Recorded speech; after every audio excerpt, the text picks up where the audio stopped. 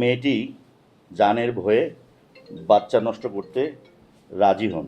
আপনারা জানেন যে গত 11 তারিখ রাত 8:30 ঘটিকায় দাউদকান্দি থানা এলাকায় বাংলাদেশ ছাত্র শিবিরের কেন্দ্রীয় নেতা, যার পদবি সহকারী আন্তর্জাতিক বিষয়ক সম্পাদক মোহাম্মদ জিসান মিয়া প্রধান, নিখোঁজ হন মর্মে পরের দিন অর্থাৎ 12/6/2026 তারিখ দাউদকান্দি থানায় এসে তার পক্ষে মোহাম্মদ রাসেল আহমেদ একটি জিডি করেন, নিখোঁজ জিডি করেন।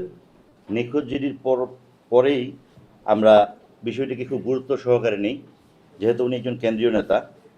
এর প্রেক্ষিতে আমাদের একাধিক টিম, ডিবি এবং থানার একাধিক টিম এবং অফিসারবৃন্দ মাঠে নামে তাকে উদ্ধারের নিমিত্তে। উদ্ধারের অভিযানের এক পর্যায়ে আমরা প্রথমে একজন ব্যক্তির খোঁজ পাই, তার আপন চাচাতো ভাই, নাম সজীব।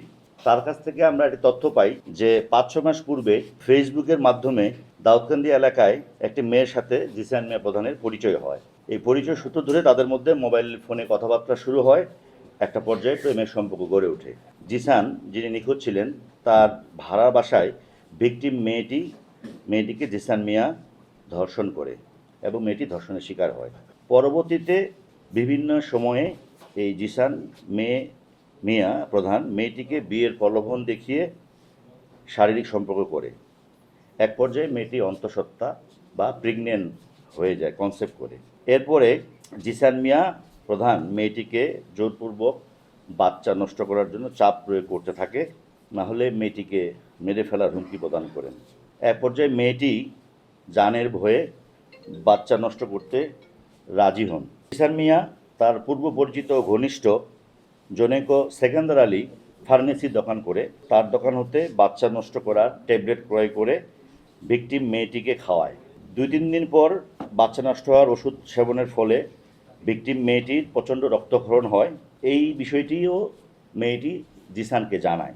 এরপরে জিসান একই ফার্মেসি থেকে তার চাচাতো ভাই সজীবকে দিয়ে ব্লিডিং বন্ধের জন্য ওষুধ ক্রয় করে মেয়েটির বাড়িতে পৌঁছে দেয়।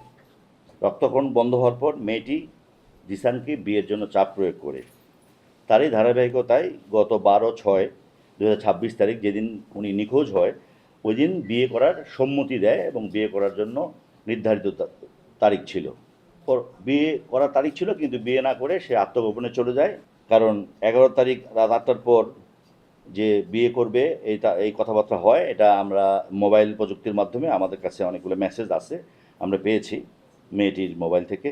তাকে গতকালকে আমরা যে জায়গা থেকে উদ্ধার করি, আমাদের ডিবি টিম, আমরা যখন জিসানের বাবা মাকে এবং তার ভাইকে দাউদকান্দি থানায় নিয়ে আসি যে ঘটনা তো এরকম, আসলে উনি তো নিখোঁজ না, উনি কি আত্মগোপনে, আপনারা জানেন।